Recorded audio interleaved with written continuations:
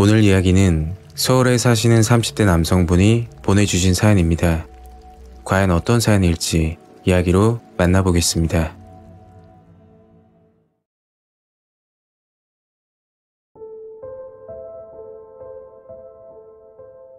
때는 5년 전에 있었던 이야기입니다.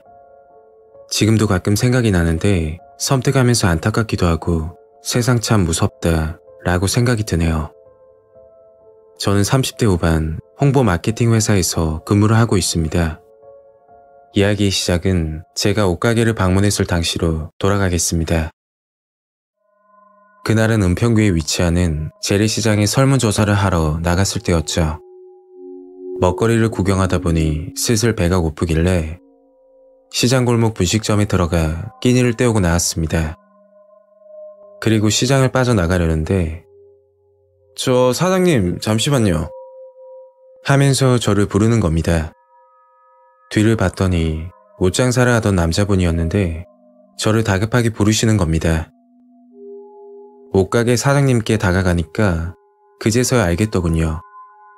제가 흰색 와이셔츠를 입고 있었는데 등 쪽에 빨간색 양념이 묻어 있는 겁니다. 아마 분식점에서 묻은 거겠죠. 옷가게 사장님이 눈썰미가 좋으신 건지 그걸 보시고는 저를 부른 거였죠. 자네는 얼굴이 흰 편이라 이것도 괜찮겠다 하면서 셔츠 하나를 건네시며 갈아입으라고 하시는 겁니다. 옷가게 사장님이 말하길 옷장사하기 전 영업직을 했었는데 저를 보고 그때 생각이 난다고 말씀하시더군요. 옷을 갈아입고 감사하다고 계산을 하려니까 선물이라면서 그냥 가라고 하시는 겁니다. 그래도 이건 아닌 것 같아서 돈을 드렸지만 옷가게 사장님은 괜찮다면서 웃으시더군요. 그날 이후로 종종 찾아뵙고 이야기도 나눴습니다. 사장님은 40대 초반으로 젊었고 결혼도 하셨다고 들었습니다. 그리고 저를 보면 옛 생각이 난다면서 형이라고 부르라고 하더군요. 그렇게 옷가게 형님과 점점 가까워지게 되었죠.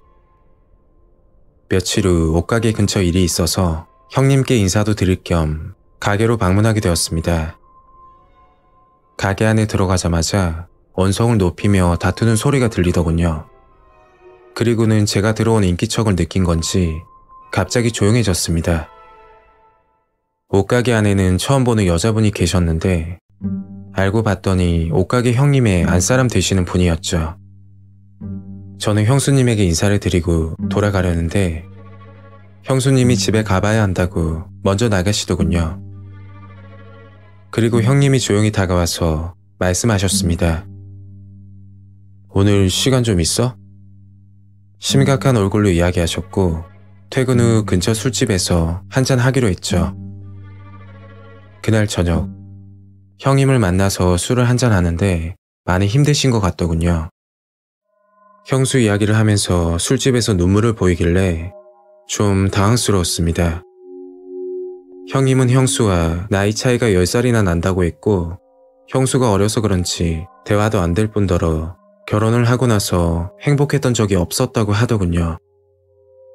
물론 잦은 술자리 탓에 집에 늦게 들어간 본인 잘못이 크다고 했지만 형수와 정말 안 맞아서 사는 게 힘들다고 하셨습니다. 식습관부터 사소한 행동까지.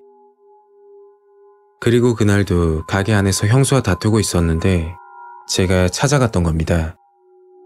일찍 들어가면 크게 싸울 것 같아서 저와 한잔 하자고 했던 거였죠. 이야기를 듣고 나니까 걱정이 좀 되더군요.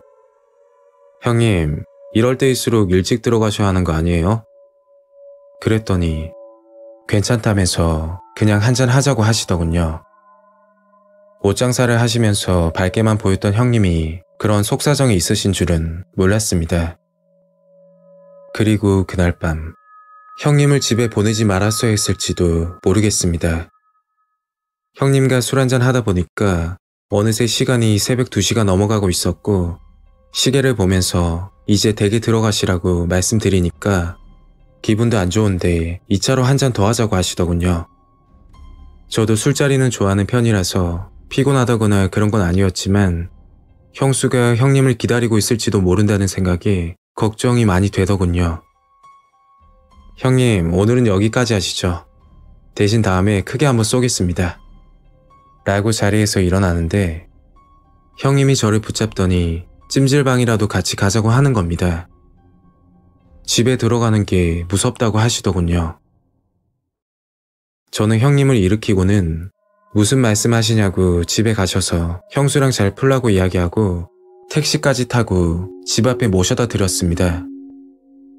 그리고 며칠 후 일이 바빠서 오랜만에 인사차 옷가게를 들리게 되었죠. 그런데 문이 굳게 닫혀 있더군요. 가게 앞에서 두리번거리니까 옷가게 옆 속옷가게 사장님이 나오셔서 이야기를 해주시는데 정말 충격을 받았습니다. 그 이야기는 형님이 사망했다는 소식이었습니다. 그것도 저와 술을 마신 그날 저녁에 말이죠. 형님은 그날 집으로 들어갔는데 형수가 술을 한잔하면서 거실에서 기다리고 있었다고 합니다. 그리고 말다툼이 벌어졌고 화가 난 형수가 소주병으로 형님 머리를 내리쳤고 주방용 칼을 꺼내 수십 차례 찔렀다고 합니다. 잠시 후 정신을 차린 형수가 급히 119에 신고했지만 형님은 이미 사망한 상태였죠.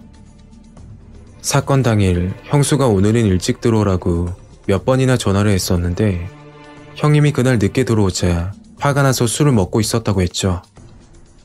형수는 취한 상태에서 형님과 싸우다 우발적으로 범행을 저지르게 됐다고 진술했다고 합니다. 만약 그날 형님과 찜질방이라도 갔었더라면 이런 끔찍한 일은 일어나지 않았을 겁니다. 물론 형님과 형수 사이가 해결이 되진 않겠지만 형님이 사망하는 일은 일어나지 않았을 테니까요. 그날 일을 생각하면 너무 자책감이 듭니다. 잘못을 따지기보다 이런 끔찍한 일이 일어났던 사실이 너무 무섭고 혼란스럽습니다. 가끔 멍하니 생각에 잠길 때면 형님을 처음 뵙던 그날 모습이 떠오릅니다. 저에게 와이셔츠를 건네주며 웃던 모습을 말이죠. 5년이 흘렀지만 평생 잊지 못할 기억으로 남아 있습니다.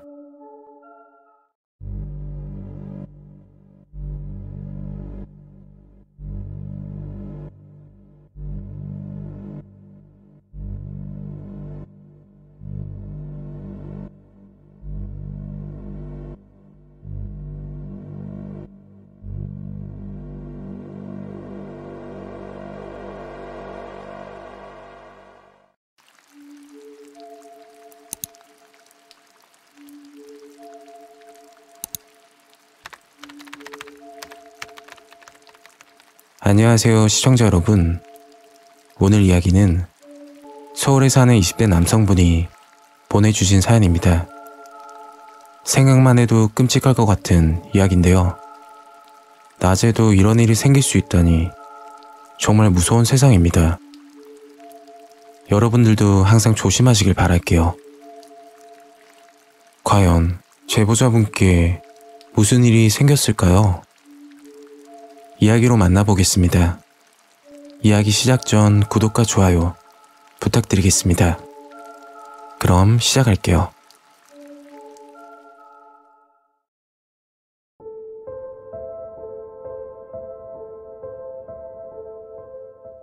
때는 3년 전에 겪었던 일입니다. 그때 당시 저는 수능 준비를 하고 있었어요. 고등학생은 아니었고 좀 특이한데 군대를 전역하고 나서 제 수능 준비를 하고 있었죠. 저는 용산구 이천동에 위치하는 조그만 영어학원을 다니고 있었고 다른 과목은 그나마 자신이 있었는데 영어가 많이 부족했거든요. 하여튼 그날 친구와 이른 점심을 먹고 나서 12시가 살짝 지났을 때였을 거예요. 학원 수업 시간이 1시부터라 시간적 여유도 있어서 천천히 음악을 듣고 걷고 있었죠. 학원 위치는 큰 길 말고 골목으로 들어가서 빠져나와야 하는 위치여서 골목길을 걷고 있었어요. 여기서부터는 너무 무서워서 기억이 흐릴 수도 있습니다. 학원으로 향하던 골목에서 체크무늬 원피스를 입은 여자가 제 옆을 지나갔습니다. 그 여자가 그냥 지나갔더라면 아무 생각을 안 했겠죠. 그런데 제 옆으로 지나가면서 곁눈질로 저를 무섭게 노려보는 걸 저는 분명 봤습니다. 무서운 일이나 소름 돋는 일들은 대부분 해가 진 다음 어두워졌을 때 주로 일어나잖아요. 낮 12시, 그것도 초여름날부터 소름이 돋는 건 살면서 그때가 처음이었습니다. 그 여자가 제 옆을 지나가고 느낌이 별로 안 좋아서 귀에 끼고 있던 이어폰을 잠시 빼려고 하는데 제 뒤로 또각또각 구두 소리가 빠르게 들려오는 겁니다. 곧장 뒤를 돌아보니까 아까 저를 노려보고 갔던 그 여자가 칼을 들고는 저에게 뛰어오는 겁니다. 정말 그 순간은 너무 무서웠어요. 남자가 대낮에, 그것도 군대까지 다녀왔는데도 불구하고 판단이 서질 않더라고요. 그 여자를 피해서 미친 듯이 뛰어서 도망갔죠. 너무 무서워서 그런 건지 순간적인 판단력이 흐려져서 그랬던 건지 학원 가는 쪽 골목이 아니고 반대편으로 뛰었어요. 지금 생각하면 왜 그랬는지 이해가 안 되지만 어쨌든 반대편 골목으로 들어갔는데 머릿속이 하얗게 되었죠. 그 이유는 주택으로 막혀져 있는 막다른 길이었어요.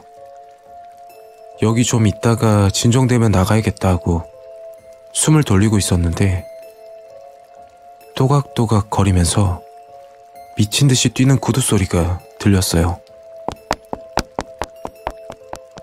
막다른 길이라 방법이 없어서 그러면 안 되는데 남의 집 주택 담벼락을 넘어서 숨어 있었어요. 근데 그 집에 키우던 개가 한 마리 있었는데 절 보고 짖기 시작하더니 그 소리를 듣고 집주인 아주머니가 나와서는 누구냐고 당장 나가라고 하더라고요. 자초지종을 설명했는데 처음 보는 남자가 담벼락을 뛰어넘어 들어와 이상한 소리를 하고 있으니까 저를 빈집 털이범으로 착각하신 것 같았어요. 아주머니는 당장 나가라면서 경찰에 신고하겠다고 해서 그 집 문 밖을 나오는데 그 여자가 서 있는 겁니다. 재빨리 아주머니에게 말했죠. 아주머니, 이 여자예요. 그 아주머니는 문을 그냥 닫으시고 결국 주택 골목 끝에 칼을 들고 있는 여자와 저만 남았죠. 왜 그러세요? 그 여자는 이상하게 웃더니 칼을 들이밀고 가까이 오는 겁니다. 여자를 피해 도망가려던 순간 칼이 옷에 스쳤고 다치진 않았지만 팔 부분에 옷이 찢어지면서 곧장 학원 방향으로 미친 듯이 달렸습니다. 그렇게 무서웠던 순간은 일단락되었고 다음날 뉴스에 크게 났더라고요. 그 여자는 지나가는 사람들에게 이유 없이 흉기를 휘두르고 다녔다고 하더라고요. 어떤 남성분이 여자를 제압해서 경찰에 신고했고 사건은 마무리되었다고 했죠. 여자는 오전부터 칼을 들고 다니면서 수십 명에게 위협을 주고 다녔다던데 그 중에 제가 있었던 거죠. 뉴스에서 그러는데 그 여자는 정신과 약물 치료를 받았던 이력이 있었고 정신병원에 입원했다가 이 사건이 일어나기 전 2달쯤 퇴원했다고 해요. 만약 그 여자와 스쳐 지났을 때 귀에서 이어폰을 빼지 않았다면 정말 어떻게 됐을지 생각만 해도 끔찍한 일이었어요. 뒤따라오는 구두 소리도 못 들었을 테니까요. 이야기를 들으시는 분들은 여자니까 제압하면 되지 않느냐 라고 하실 수도 있겠지만 칼을 두고 무섭게 뛰어오는 여자를 눈앞에서 보신다면 아무 생각이 들지 않으실 거예요. 정말 무서웠던 경험이었습니다. 그 후로 체크무늬 원피스를 입은 여자만 보면 그 생각이 나서 소름이 돋습니다.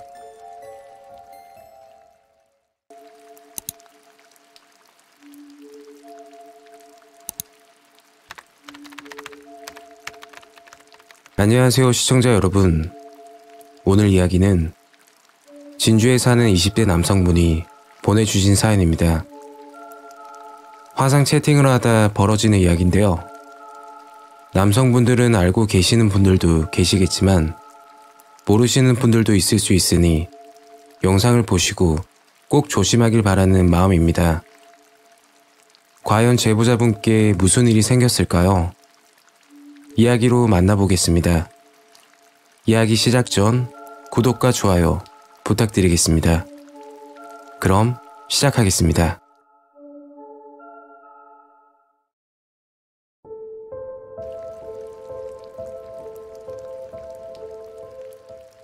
때는 3년 전에 있었던 일입니다. 사연을 보내면서 부끄럽고 수치심이 들지만 이 일을 겪었던 당사자로서 정말 끔찍했던 일이라서 용기 내어 보내게 되었습니다. 저는 군대를 갓 전역하고 취업 전 PC방 야간 알바를 하고 있을 때였죠. 그날도 알바를 끝내고 집으로 도착했습니다. 평소 같으면 게임을 좀 하다가 잠을 자는 게 일상인데 그날은 컴퓨터를 끄고 나서도 이상하게 잠이 오지 않았어요. 그래서 다시 컴퓨터를 켰습니다. 뭐 재밌는 거 없나? 하고서는 인터넷을 켰는데 광고글 하나가 보이더라고요. 아무 생각 없이 클릭해서 들어갔습니다. 그런데 누가 봐도 자극적인 사진과 글이 적혀 있었어요. 그 글은 지금도 생생하게 기억이 나는데 저랑 노실 오빠분들 들어오세요 라는 한 줄의 글이 있었어요.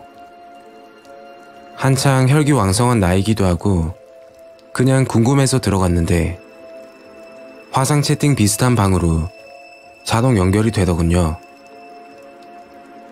그 당시 저는 캠이 없어서 제 화면은 나오지 않고 상대 화면만 볼 수 있는 상황이었습니다. 채팅방에 상대 화면이 나오는데 어떤 여자분이 계셨어요. 얼굴은 정말 이쁘시고 일어나서 몸매를 보여주는데 연예인 뺨치더라고요. 다른 남성분들이 보셨어도 공감했을 정도였어요. 그렇게 그분과 채팅을 하게 되었고 분위기가 정말 좋게 흘러갔습니다. 사는 지역부터 나이, 취미생활, 사소한 이야기를 하다 여자분이 말하더라고요. 오빠 모습도 보고 싶은데 오빠는 캠 없어? 하길래 평소에 이런 거 안 해서 캠이 없다고 말했죠. 그러니까 한 가지 제안을 하는 겁니다. 오빠, 그럼 우리 휴대폰 영상통화할래? 내가 기분 좋게 해줄게. 저는 의심이 많은 편이어서 조금 꺼림칙했습니다. 모르는 사람에게 휴대폰 번호를 주기가 좀 그랬었거든요. 미안한데 번호 공개는 좀 그런데. 그랬더니 그 여자분이 번호는 필요 없고 카톡으로 영상통화를 하자고 하더라고요. 그때까진 전혀 의심을 하지 않았어요. 뭐 카톡 아이디 알려준다고 큰일 나는 건 아니잖아요. 저는 카톡 아이디를 불러주고 잠깐 기다렸습니다. 5분쯤 지났나? 미모의 여성분에게 메시지가 왔고 그 메시지는 아까 영상통화했던 그 여자더군요. 카톡에 보시면 페이스톡 다들 아시죠? 무료 영상통화인데 그걸로 영상 전화가 오더라고요. 고민할 겨를도 없이 곧장 받았습니다. 여보세요?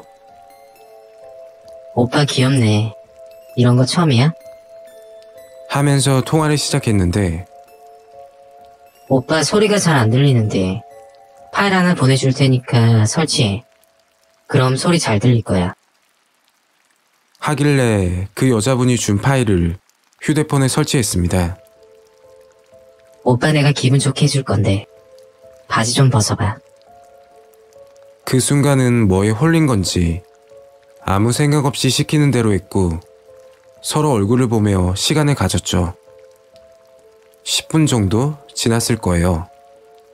그 여자분과 영상통화 중 갑자기 전화가 끊어지더라고요. 이상하다 싶어서 휴대폰을 봤는데 카톡으로 그 여자분에게 메시지가 오더라고요. 그 메시지를 보고는 정말 무서웠습니다. 메시지 내용은 야, 너 큰일 났어. 너랑 영상 통화한 거 다 녹화시켰다? 그 말과 함께 더 끔찍한 일이 생겼습니다. 저에게 사진 한 장이 전송되었는데 그 사진은 제 휴대폰 안에 저장된 연락처를 찍어서 보냈더라고요. 그리고 그 여자가 메시지를 또다시 보냈는데 제가 말을 듣지 않으면 부모님 그리고 친구들에게 영상 녹화본을 전송한다는 거였죠. 생각만 해도 너무 무섭고 끔찍했습니다.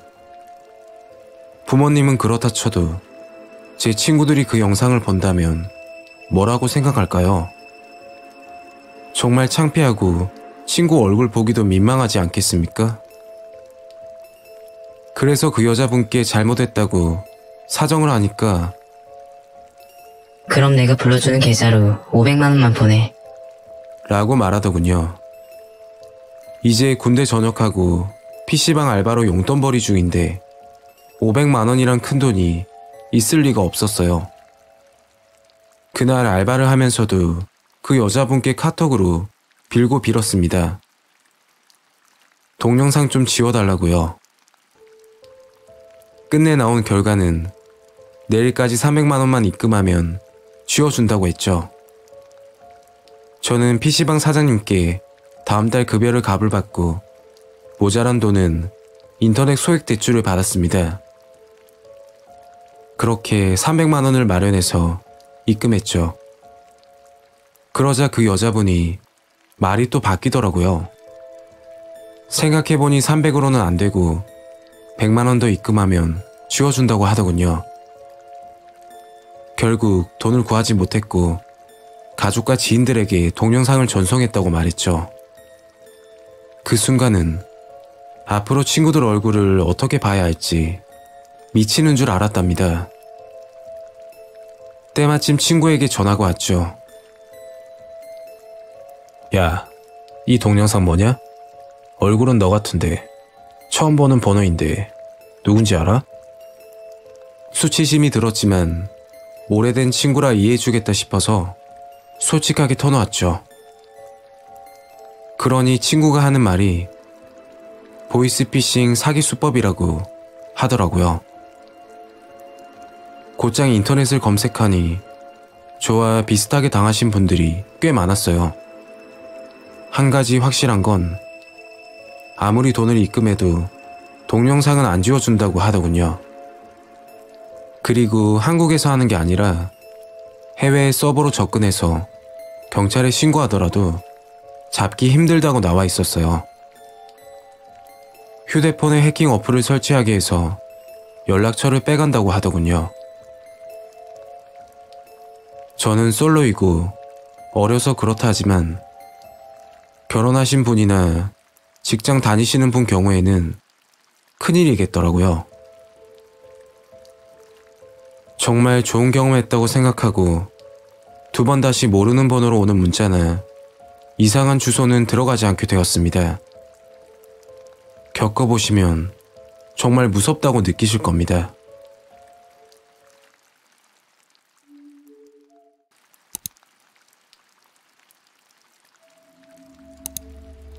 오늘 이야기는 대전에 사시는 30대 남성분이 보내주신 사연입니다. 과연 어떤 사연일지 이야기로 만나보겠습니다.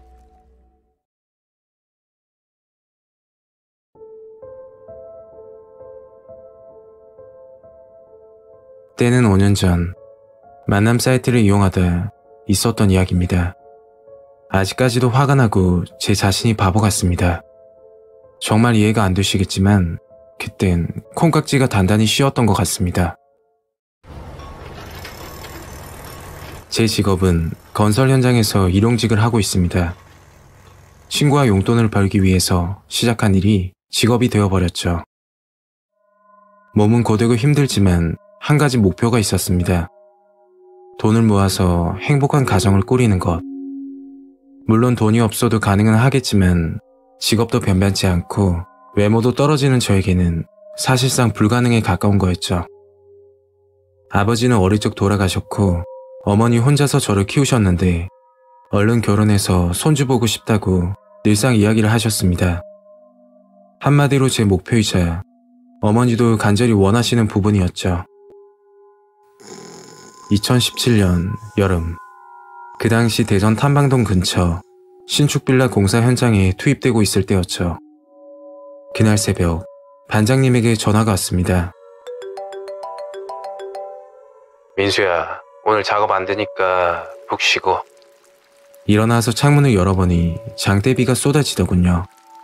아시다시피 현장직은 비가 오면 작업이 힘듭니다. 이렇게 쉬는 날이면 숙소 사람들과 국밥에 소주 한잔 하거나 아니면 PC방 가서 게임을 하면서 시간을 보내고는 합니다. 10시쯤 PC방으로 향했습니다.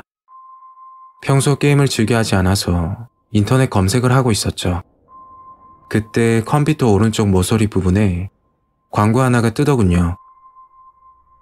만남 사이트 광고였는데 평소 같으면 무시했겠지만 이상하게 그날은 관심이 생기더라고요. 저도 모르게 만남 사이트로 들어가게 되었습니다. 여자분들 프로필이 나와 있었는데 미인분들이 너무나 많더군요. 5분쯤 지나서 여자분에게 쪽지 한 통이 도착했고 쪽지를 확인하려니까 결제하라는 메시지가 뜨더군요. 저도 모르게 카드 번호를 입력하고 결제를 하고 말았습니다.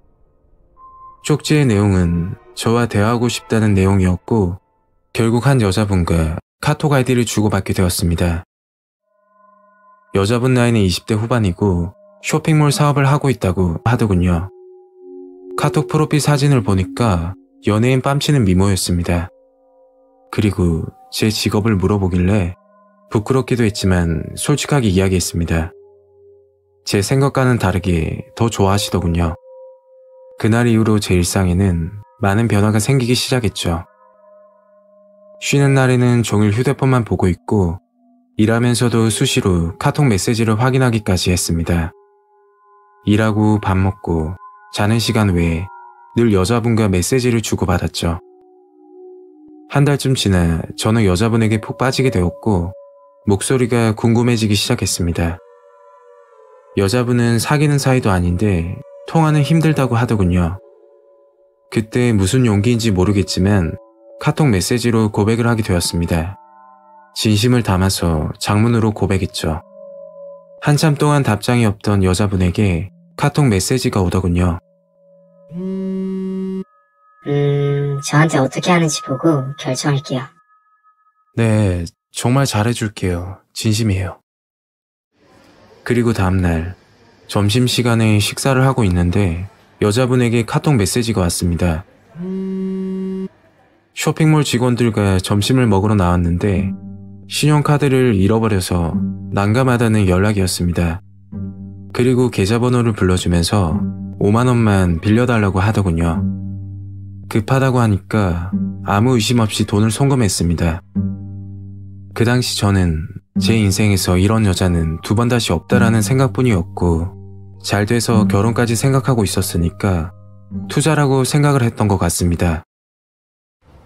여자분은 돈을 빌려달라는 횟수가 점차 잦아지고 그럴 때마다 돈을 안 주게 되면 연락이 끊어질 것 같아서 더욱 초조했죠. 그런데 3개월쯤 지나 문제가 생겼습니다. 여자분이 운영하던 쇼핑몰이 자금난으로 문을 닫을 수도 있다고 하더군요. 그리고 3천만 원이라는 돈이 급히 필요하다고 말했습니다. 아직 이름도 모르고 전화번호 그리고 목소리도 듣지 못했는데 큰 돈을 빌려주기가 망설여지더군요. 그때 카톡으로 장문의 글이 도착했습니다. 오빠, 미안해. 염치가 없네. 돈 안 빌려줘도 되니까 잘 지내. 그래서 작은 돈이 아니니까 만나서 얼굴 보고 빌려주겠다고 했습니다. 그러니까 태도가 바뀌면서 일주일 후에 만나자고 연락이 오더군요. 좀 이상했던 점은 낮도 아닌 저녁 늦게 만나자는 겁니다. 그것도 10시 이후만 가능하다고 하더군요. 약속 장소는 중구 선화동이었는데 이 부분도 좀 이상했죠. 참고로 선화동은 모텔촌으로 유명하다고 알고 있었습니다. 약속 당일 시간을 맞춰 롯데리아 앞에서 기다리고 있었죠. 10시가 넘어 11시가 다 되어가고 있었고 점점 초조해지기 시작했습니다. 전화번호도 모르니까 카톡 메시지로 어디냐고 물어봐도 답장이 없더군요. 결국 시간은 자정이 다 되어가고 있었고 숙소로 돌아가려는데 카톡 메시지가 오더군요. 도착했어. 어디야? 저는 주변을 두리번거리니까 롯데리아 바로 옆 건물에 치과가 있었는데 치과 건물 앞에 여자분이 서 있더라고요. 그런데 여자분 모습이 어딘가 이상했습니다. 검은색 모자에 검은색 마스크로 얼굴을 다 가리고 있었고 고개를 푹 숙이고 있더군요. 뭐 어찌됐던 반가운 마음에 인사하고 밥이나 먹자고 하니 모텔에 방을 잡고 술 한잔 하자고 했습니다. 모텔로 향하면서 얼굴을 왜 가리고 나왔냐고 물어보니까 대인기피증이 심해서 그렇다고 하더군요. 그때까지는 전혀 알지 못했습니다. 편의점에서 술과 안주거리를 사서는 모텔로 들어가려는데 갑자기 다리가 아프다며 업어달라고 하더군요. 여자분을 업고 나서 모텔 방으로 들어갔고 앉아서 술 한잔 하려고 하는데 모자와 마스크를 벗질 않더군요. 저는 벗으라고 여자분은 안 벗는다고 실랑이를 하다가 강제로 마스크를 벗겼는데 제가 알던 여자분이 아니었습니다. 심지어 나이도 저보다 많아 보였죠. 50대 초반 정도로 보이더군요. 이건 아니다 싶어서 자리에서 일어나 모텔을 나왔습니다. 그리고 며칠 후 일을 하고 있는데 갑자기 전화가 오더군요. 성범죄 담당 수사관이라고 하셨고 중강간 혐의로 경찰 출석 요구 전화였습니다. 너무 당황스럽고 무서워서 무슨 말인지 여쭤보니 며칠 전 저와 모텔에 갔던 여자가 저를 신고했던 겁니다. 곧장 그 여자에게 카톡 메시지를 보냈지만 답장이 없었고 다음날 경찰서로 가서 아무 일이 없었다라고 진술했지만 경찰 측에서는 피해자 말만 믿더라고요. 경찰 측에서 모텔 CCTV를 확인했는데 여자분을 업고 들어가는 장면이 촬영되어 있었기 때문에 술에 취한 여자분을 모텔로 데리고 가는 것처럼 보였던 거였죠. 술을 사기 위해 들어간 편의점 CCTV는 그날 녹화가 안 되었다고 하더군요. 결국 경찰 측에서는 피해자와 합의를 해야 처벌 수위를 낮출 수 있다고만 하셨습니다. 저는 하루아침에 범죄자가 되어버렸고 그 여자분에게 합의금 2천만 원을 주게 되었죠. 현재까지 성범죄자로 신상정보가 등록되어 1년에 한 번 경찰서에 출석하고 있습니다. 이 일로 인해서 직장, 친구들, 심지어 어머니까지 저를 비난했고 정말 억울하지만 저 같은 사람도 있다는 걸 알아두시고 조심하시길 바랍니다.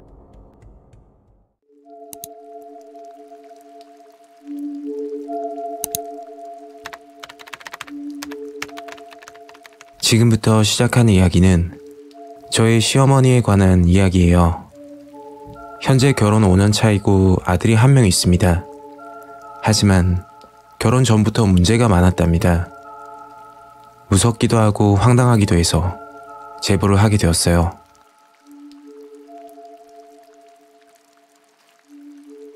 때는 6년 전. 짧은 연애를 하고 한창 결혼식 준비를 하던 때였죠.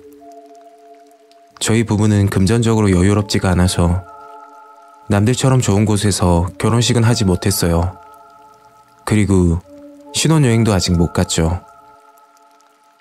그건 그렇고 결혼 전부터 시어머니 반대가 무척 심했어요. 이유는 하나뿐인데 제가 아버지 없이 자라서 그 부분을 안 좋게 보셨다고 하시더라고요. 그렇게 우여곡절 힘겹게 결혼식을 올렸고 남편과 저는 시어머니 집에 들어가게 되었죠. 시어머니 말씀으로는 나가서 살지 말고 돈을 좀 모은 다음에 분가하라는 말씀이었어요. 그 말씀도 맞긴 맞지만 그날부터 지옥 아닌 지옥이 시작되었어요. 처음에는 시어머니 기분을 맞춰드리기 위해 노력을 엄청나게 했답니다. 그런데 하는 것마다 나무라시고 혼을 내시더군요. 제가 마음에 안 들어서 그럴 수 있는 부분이기에 좀 더 잘하면 되겠지 하는 마음으로 지냈던 것 같아요. 다음날 문득 이상한 걸 보게 되었어요. 남편과 제 베개를 세탁하기 위해 베개 커버를 분리했는데 그 안에서 노란색 종이에 빨간색 글씨로 새겨진 부적이 하나 있더라고요. 이게 뭘까 싶어서 보고 있는데 며느라 뭐하냐, 빨리 빨래감 가지고 오지 않고. 어머니, 이게 뭐예요? 시어머니는 부적을 빼앗듯이 낚아채더니 알 거 없다. 하시며 방에서 나가셨어요. 그때는 아무 생각도 하지 않았어요. 집안일도 시어머니의 관계도 힘든 건 사실이었지만 그보다 힘든 건 언제 아이 가질래? 하는 시어머니 말씀이셨어요. 제가 어릴 때부터 몸이 약해서 병원에 들락날락거렸고 그런 탓인지 아이가 쉽게 생기질 않더라고요. 그렇게 한 달이 지났고 남편도 점점 달라지기 시작했죠. 처음에는 제 편만 들어주던 남편이 어느새 시어머니 편을 들고 저를 무시하기 시작하더라고요. 퇴근 후 일찍 들어오지도 않고 외박은 잦아졌고요. 여자의 느낌이라는 게 있잖아요. 이 남자 뭔가 있다 라는 촉감이 들었고 시어머니께 친정에 잠시 다녀온다고 하고 남편 회사에 몰래 찾아가게 되었어요. 때마침 회사 앞에 동료 직원이 보이길래 가서 물어봤죠. 그랬더니 오늘 반차를 쓰고 퇴근했다고 하더군요. 점점 이상하다 하고 생각하고 있는데 한 가지 머릿속에 떠오르는 게 있었습니다. 남편과 시어머니는 일요일 오전 9시에 교회를 간다며 외출을 하기 시작했죠. 남편과 연애를 짧게 했지만 처음 만났을 때 저보고 무교라고 했던 게 기억이 났거든요. 분명히 뭔가 있다고 생각이 들었습니다. 일주일 후 시어머니와 남편이 일찍이 일어나 외출 준비를 하더라고요. 여보, 나도 교회 같이 갈까? 안 돼. 당신은 그냥 집에서 쉬어. 남편이 냉정하게 말하길래 알았다고 하고서는 시어머니와 남편이 나가길 기다렸습니다.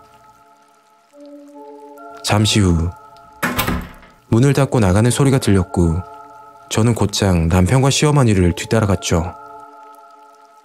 급히 택시를 잡고서는 말했습니다. 아저씨, 저기 보이는 검은색 소나타 차량 좀 따라가 주세요. 그렇게 10여 분을 달려 도착한 곳은 교회가 아닌 어느 한적한 주택가였습니다. 그리고 시어머니와 남편은 곧장 그 집으로 들어갔죠. 20분 정도 흘렀을까? 그 집에서 웃으면서 나오길래 남편에게 소리쳤죠. 아, 여기가 교회야? 남편은 무척 당황한 듯 말까지 더듬으면서 이야기하더군요. 아니 그게 어머니가 시켰어. 시어머니는 민망하신지 급히 서둘러 가셨고 남편이 이야기를 해주더군요. 시어머니와 남편이 들어갔던 곳은 무당집이었어요. 그런데 제 팔자가 남편 잡아먹을 팔자라는 거예요. 아버지도 저 때문에 돌아가신 거고 남편까지 사고가 나고 무당이 말하는데 제가 등 뒤에 귀신을 달고 다닌다고 했다더군요. 그 소리를 들은 시어머니는 제 베개에 부적을 놓아두고 했던 거였죠. 그런데 충격적인 것은 그 부적이 이혼을 하게끔 하는 부적이었답니다. 그리고 시어머니는 남편에게 다른 여자도 소개해 주었다죠. 남편의 외박이 잦아진 것도 그 이유 때문이고요. 너무 화가 나고 어이가 없어서 시어머니께 한마디 했어요. 제가 뭘 그렇게 잘못했냐고 따지고 드니 넌 잘못 없어. 잘못이라면 너 뒤에 붙어있는 귀신이 잘못이겠지. 하고 말씀하시더라고요. 그런데 말씀하시면서 저를 쳐다보는 눈빛이 정말 이상했어요. 소름 돋을 정도로 말이에요. 그럼 아이는 왜 빨리 가지라고 하셨냐고 물어봤죠. 그러니 하시는 말씀이 아이가 태어나면 그 아이의 선한 기운 때문에 저에게 붙어있던 귀신이 달아날 거라고 이야기를 하셨어요. 솔직히 현실적으로 이걸 믿기도 그렇고 그냥 넘기자니 너무 찜찜하더라고요. 남편과 이혼을 하려고 했지만 차마 하지 못했습니다. 저희 엄마 때문이에요. 아버지 없이 혼자서 뒷바라지 해주시고 제가 결혼까지 해서 너무도 좋아하시는데 차마 말씀드리기가 힘들었어요. 1년 후 결국 남편과 저는 아이가 생겼고 분가 후에 평범하게 살고 있습니다. 시어머니는 그때 이야기를 하면 자기가 뭐에 씌인 것 같다면서 왜 그랬는지 모르겠다고 하더라고요. 아직까지 남편이 용서가 안 되지만 이제는 아이를 위해 살기로 했습니다. 그 무당 말대로 아이가 태어났으니 저에게 붙어있던 귀신은 떨어져 나간 거겠죠? 아니면 시어머니에게 귀신이 붙어 그런 이야기를 하셨는지 아직도 의문입니다.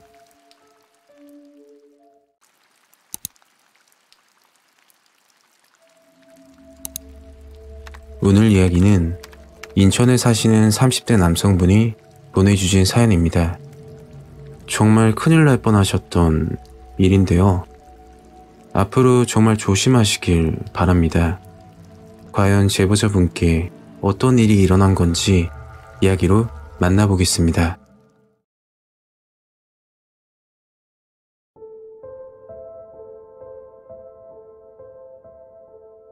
현재 저는 자동차 부품 생산직 사원으로 일을 하고 있습니다.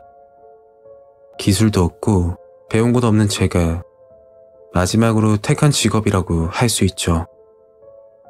제가 무서웠던 일을 겪은 건 5년 전 겨울 이곳에 신입으로 입사했을 때쯤 있었던 일입니다.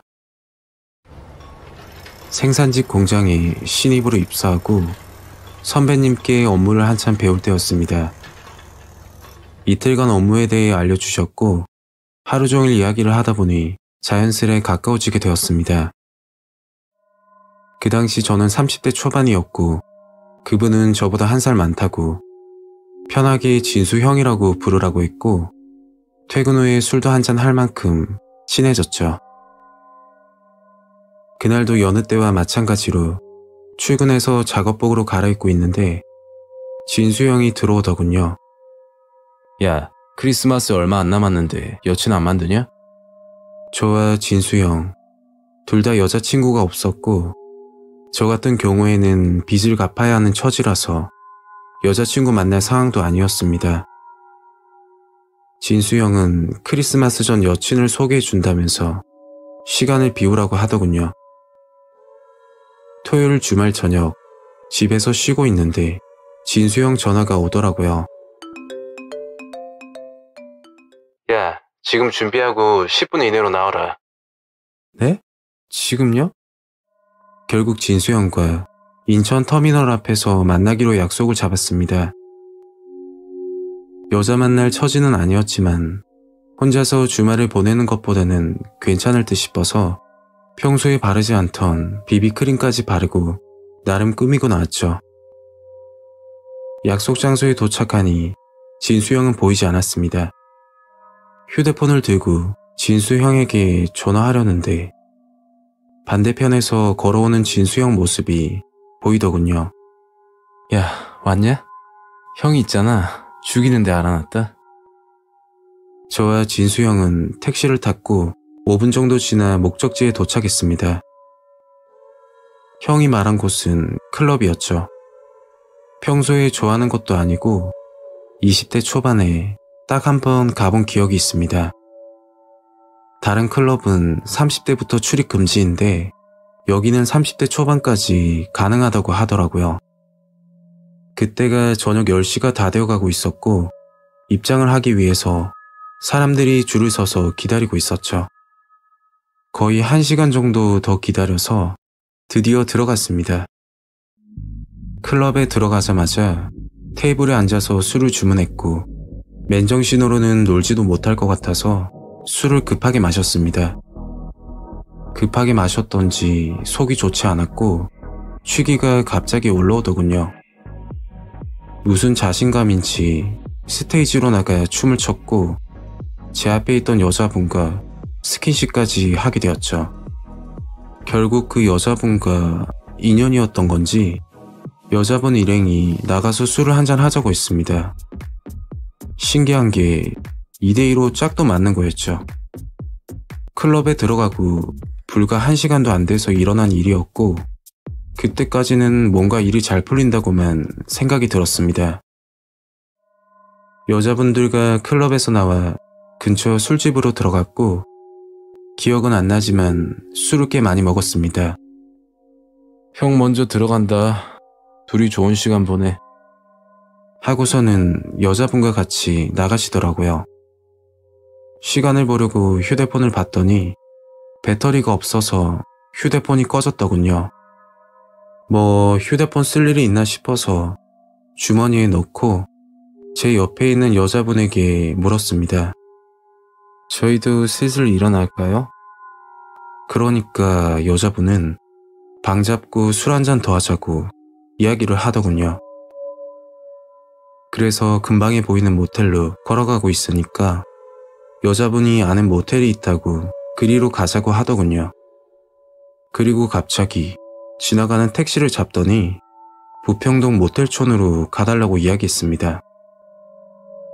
뭔가 살짝 불안하기도 해서 왜 굳이 부평동까지 가냐고 하니까 항상 술 마시고 가던 모텔이 있는데 거기 아니면 잠을 잘 못 잔다면서 미안하다고 웃으면서 이야기를 하더군요. 모텔비는 자기가 낼 테니 이해 좀 해달라고 하길래 좀 특이하다라는 생각이 들었고 다른 의심은 하지 않았습니다. 택시를 타고 20분 정도 걸려서 목적지에 도착했고 여자분이 향한 곳은 누가 봐도 오래된 모텔이었습니다. 간판은 모텔인데 외관을 보면 여관이라고 봐도 무방할 만큼 오래되어 보였죠. 여자분은 제 손을 잡고 들어가더니 모텔 주인과 웃으면서 인사를 하고 계산을 하더라고요. 모텔 주인에게 204호 키를 받아들고 방으로 들어갔습니다. 문을 열자마자 쾌쾌한 곰팡이 냄새가 났고 벽지는 온통 누렇게 변해 있었죠. 그때 여자분이 침대로 가서 누웠고 저를 보더니 전 여기가 편한데 마음에 안 드세요? 라고 말하더군요.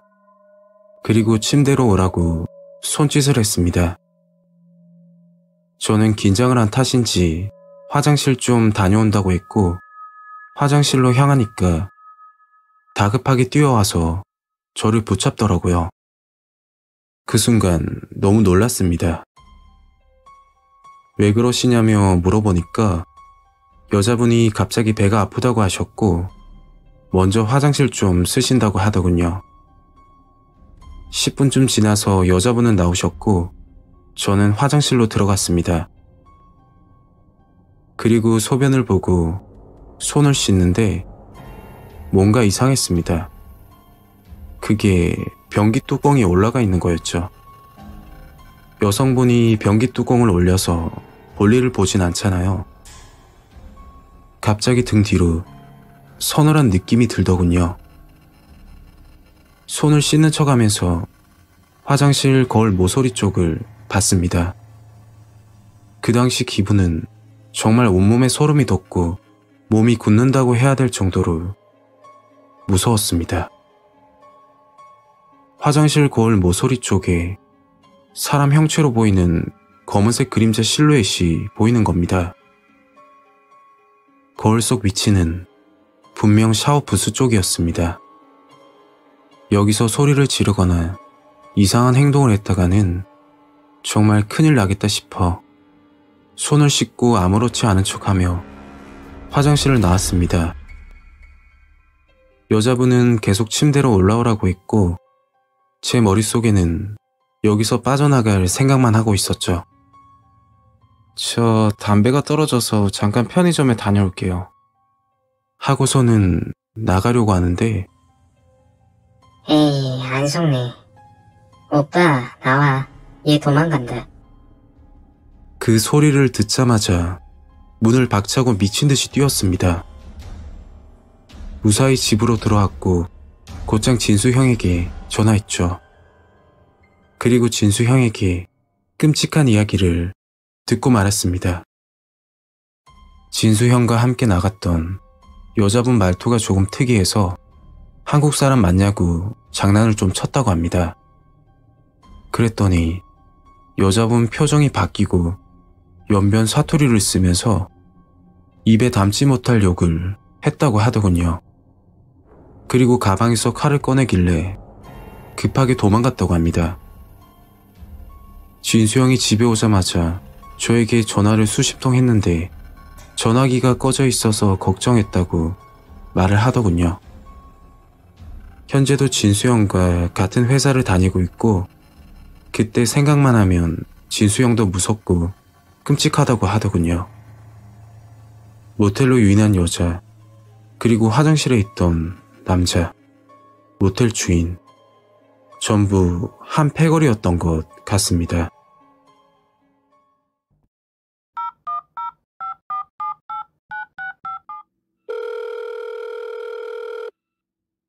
(20년) 전에 엄마가 겪었던 일이에요.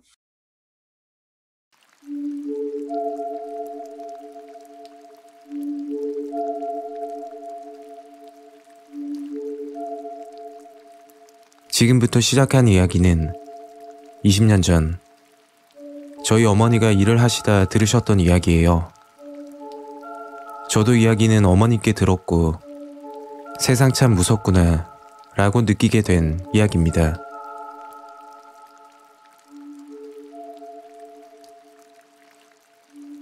때는 20년 전 어머니가 부산에 살고 계실 때였어요. 그때 당시 저는 6살 꼬맹이였고 어머니는 전업주부였는데 간간히 부업으로 일을 하셨다고 해요. 어머니가 부업으로 하셨던 일은 아파트 계단 물청소였어요. 몸은 고되고 힘든 일이지만 어렸을 때 집이 부유한 편이 아니어서 아버지가 벌어오시는 수입으로는 빠듯하셨다고 해요. 그날도 어머니는 일당을 벌기 위해서 아파트 계단 청소를 하고 계시는 중이었죠. 계단 청소를 하면서 아파트 입주자들을 마주치고 인사를 나누며 하던 중 무서운 이야기를 듣게 되었다고 해요. 어머니가 청소하고 계시는 아파트 라인에서 신혼부부가 살고 있었는데 남자 한 분이 사망했다고 하는 이야기였죠.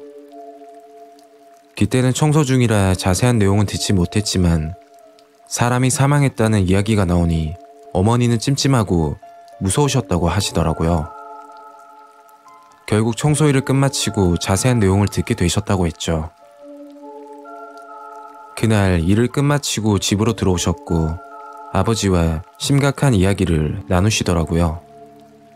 어린 저는 그냥 TV를 보며 장난감을 가지고 놀고 있었고 성인이 된 지금에서야 어머니의 이야기를 듣게 되었습니다. 어머니는 신혼부부집 바로 아래층에 살고 있는 주민분에게 이야기를 들었다고 하셨어요. 그 아파트에 신혼부부가 살고 있었다고 해요. 그런데 밤마다 소리를 지르며 싸우는 소리가 들렸다고 했죠. 아파트에서 사이 안 좋기로 소문이 퍼질 대로 퍼진 그런 부부였대요. 입주민들이 보기에는 남편은 성실하고 착한데 아내가 문제라면서 다들 손가락질을 했다더군요. 그 집에는 남편 말고도 다른 남자들이 들락날락하는 걸 다른 주민들도 여러 번 목격했었다고 했죠. 그러다 어느 날부터 갑자기 부부 사이가 엄청 좋아 보였다고 해요. 팔짱을 끼고 다니며 차에 타는 걸 본 사람도 있고 언제 싸웠냐는 듯 웃으면서 지냈다고 했죠. 그러다 남편이 사망하기 하루 전날 신혼부부가 살던 바로 아랫집에서 뭔가 쿵쿵거리는 소리가 들리기 시작했대요. 그래서 아랫집 주민은 저 윗집도 시작이네, 아휴 하면서 단순 부부싸움인 줄 알았다고 해요. 그러다 새벽쯤 됐을까 베란다 밖으로 경찰차 사이렌 소리가 들리고 119 구급차가 대기하고 있고 무슨 일이 생겼나 하면서 아랫집 주민이 현관을 열고 나가니 글쎄 바로 윗집 신혼부부 집에서 일이 터진 겁니다. 얼핏 보았는데 남편이 피범벅을 한 채로 들것에 실려가고 있었다고 해요. 아내는 어쩔 줄 몰라 하며 다급해 하더라고요. 그때까지는 부부싸움을 하다가 사고가 난 것이라고 생각했죠. 다음날 아랫집에 초인종 소리가 들려 나가보았더니 형사분 두 분이 서 계셨다고 해요. 그리고 몇 가지를 물어보셨다는데 새벽에 무슨 소리 못 들으셨어요? 어제 쿵쿵거리는 소리가 나긴 났어요. 평소에 윗집 부부 사이가 어땠어요? 예전에는 안 좋았던 걸로 아는데 최근에는 좋아 보였어요. 그리고서는 나가셨다고 했고 한 달 후 사건의 실체가 드러나게 되었다죠. 남편은 그날 밤 119에 급히 실려갔지만 사망했고 단순 사고가 아니라 무서운 사건이었습니다. 아내는 평소에 바람기가 다분했고 남편이 출장을 가게 되면 결혼 전 남자친구들을 불러 집에서 술 마시고 밤을 보내기도 했답니다. 그런 문제로 남편과 자주 다투게 되었고 결국 남편이 아내에게 이혼을 하자고 했다더군요. 그 소리를 들은 아내는 갑자기 태도가 돌변하여 남편에게 잘해주기 시작했다고 해요. 그런데 이유 없이 잘해준 게 아니었죠. 남편과 이혼을 할까봐 잘해준 게 아니었고 남편의 보험을 들기 위해서 꼬드겼다고 하더군요. 그리고 사건이 벌어진 그날 밤 아내는 남편에게 여보, 오랜만에 맥주 한잔 하자. 좀 사다 줘. 하면서 안주를 만들고 있었다죠. 그런데 남편이 나가는 소리가 들리자마자 곧장 화장실로 가서 화장실 바닥을 주방 세제로 뿌려놨다고 해요. 아내는 남편이 외출을 하고 들어오면 화장실로 가서 손을 씻는 버릇을 잘 알고 있었기 때문에 10분쯤 지나 남편은 집에 들어왔고 아내가 예측한 대로 화장실로 갔죠. 잠시 후 쿵 소리가 나서 아내는 다급하게 화장실로 뛰어갔고 남편은 화장실 바닥에 쓰러져 고통스러워하고 있었다고 했죠. 거기서 끝은 아니었습니다. 아내는 살아있는 남편을 보더니 머리채를 잡고 몇 차례 화장실 바닥에 내리쳤다고 해요. 그 시간이 새벽 시간이었고 아랫집에서 쿵거리는 소리를 들었던 거죠. 결국 아내는 남편이 이혼을 요구하자 화가 난 나머지 보험금을 타려고 범행을 계획했다고 해요. 제가 6살 때 어머니는 일을 끝내시고 들어와 아버지와 그 이야기를 하고 계셨던 거예요. 지금 와서 어머니께 들은 이야기지만 지금 생각해봐도 무섭네요. 저는 귀신도 무섭지만 사람이 더 무서운 존재인 것 같아요.